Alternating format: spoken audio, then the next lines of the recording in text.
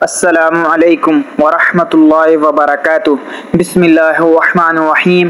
شروع کرتا ہوں اللہ تعالیٰ کے نام سے جو بڑا مہربان اور نہایت رحم کرنے والا ہے۔ روزانہ 100 مرتبہ لا الہ الا اللہ پڑھنا۔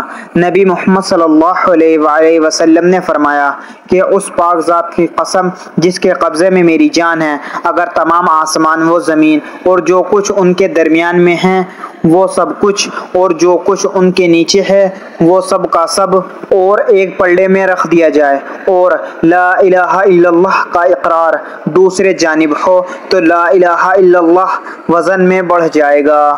میرے دوستوں اور میرے بہنوں، یہ اتنا قیمتی کلمہ ہے کہ جو شخص لا الہ الا اللہ کا سچے دل سے اقرار کرے گا اور اس کے لیے اللہ کی رضا اور اس کے لیے آخرت کی نعمتیں ہیں، اور اللہ اس انسان کو دنیا میں بھی کبھی رسوا نہیں کرتا۔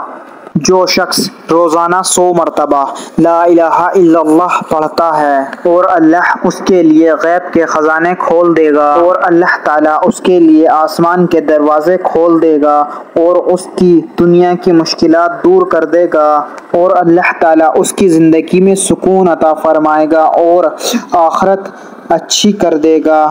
اس لیے روزانہ 100 مرتبہ لا الہ الا اللہ پڑھیں۔ مزید اسی طرح کی اسلامک ویڈیو کے لیے چینل زما ملک کو سبسکرائب کریں اور ویڈیو کو لائک اینڈ شیئر ضرور کریں۔ جزاک اللہ۔